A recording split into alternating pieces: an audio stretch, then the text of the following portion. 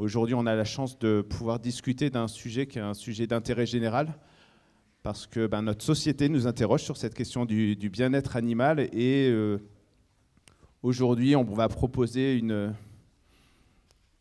journée un peu polyèdre, avec des vues, différentes vues. On va être sur des regards très pratiques de mise en œuvre par certains de nos partenaires de cette journée, des regards universitaires, académiques, nourris de la recherche.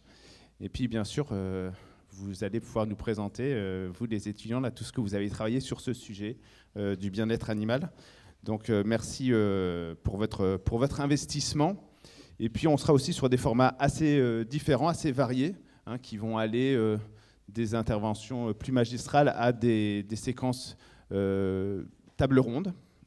Voilà, on va avoir une matinée où on va pouvoir poser les enjeux, et l'après-midi, on va être plus sur la question on va se poser la question dans une table ronde autour de l'innovation, en quelle mesure elle participe à l'amélioration du bien-être animal. Et enfin, nous finirons par le prix de durabilité des élevages avec ces étudiants qui vont pitcher. Donc on va pouvoir développer nos différents regards, aiguiser notre regard.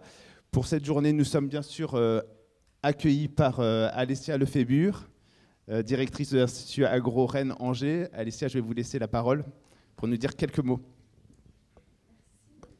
Merci beaucoup. Je vais m'installer là. Et merci en fait d'avoir commencé par remercier les étudiants, ce qui n'arrive pas très très souvent, les étudiants et les étudiantes de l'école, parce que ça nous rappelle que nous avons choisi de tenir cette rencontre ici, dans un lieu qui est un lieu d'enseignement. Donc c'est un rappel salutaire. Alors, il me revient de vous accueillir, et je le fais toujours avec un très très grand plaisir. C'est la 6e édition. Pour ceux qui seraient nouveaux ou pour les étudiants et les étudiantes, c'est la 6e édition de cette journée qui s'appelle Natural Concept, qui est une journée donc qui s'inscrit dans une certaine continuité, mais c'est aussi une journée qui marque une évolution très significative de notre chaire futur d'élevage. On pourrait dire qu'avec cette journée, on entame un nouveau cycle de la chaire, puisque, alors c'est peut-être pas un scoop, mais je suis très heureuse de vous annoncer officiellement l'arrivée de 2 nouveaux partenaires en soutien des activités de la chaire. D'une part, le fonds de dotation Roulier, et d'autre part, l'entreprise Adventiel, qui rejoignent nos partenaires historiques, fondateurs, sans lesquels il n'y aurait pas de chaire. Et je remercie donc la présence ici de Jean-Christophe Piot, de Jean Dupuytison, et aussi évidemment Frédéric Grimaud, président-directeur général du groupe Grimaud, et Yann Lecointre, directeur du groupe Innoval. Alors cette collaboration élargie témoigne de l'engagement profond de l'Institut Agro en faveur de l'élevage durable. Et bon, je le dis, sinon les étudiants et les étudiantes ne seraient pas là. Et de son lien exceptionnel, je pense qu'on peut le dire, avec le monde professionnel. La synergie entre l'enseignement supérieur, la recherche et le monde professionnel est le fondement de notre succès commun.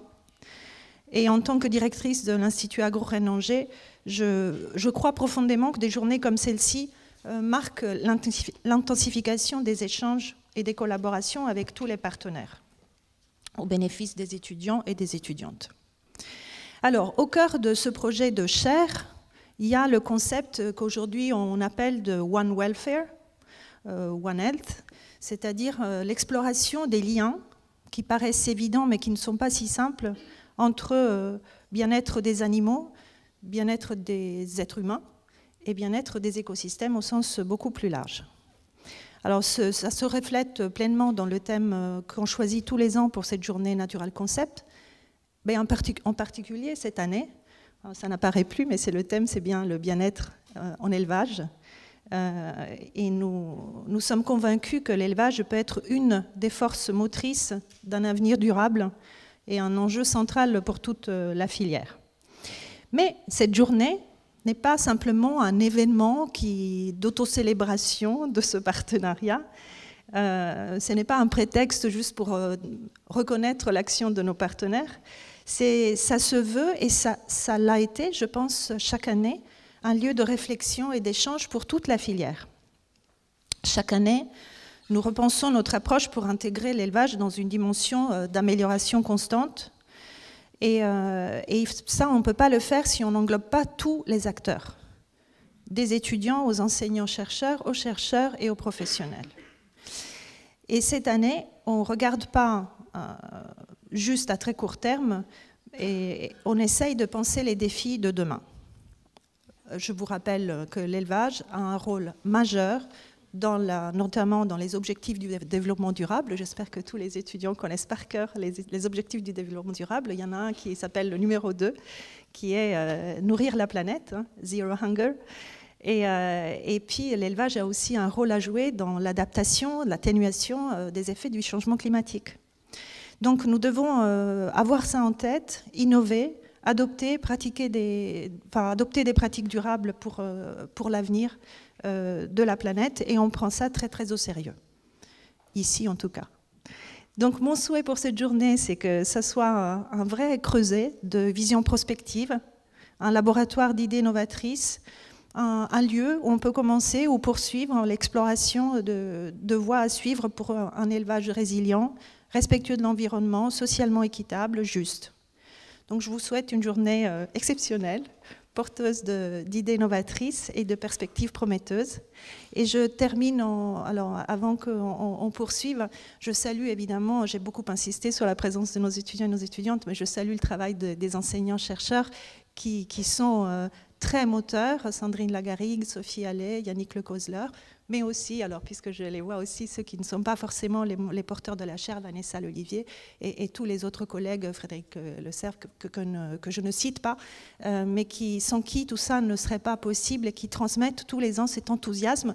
Je dis en passant que nous sommes souvent interrogés par les extérieurs à la filière qui lisent la presse et qui écoutent les radios du matin et qui nous disent mais finalement il n'y a plus personne qui veut venir dans les filières élevage. Est-ce que vous, à l'agro, vous constatez que tout le monde veut partir du côté du végétal et en fait non, hein, on vous le dit, on vous le redit, ce n'est pas du tout une voie en déclin, en tout cas chez nous, et je pense que c'est aussi grâce à des événements comme celui-ci qu'on peut maintenir l'intérêt et la compréhension de l'importance de ces enjeux. Je vous remercie.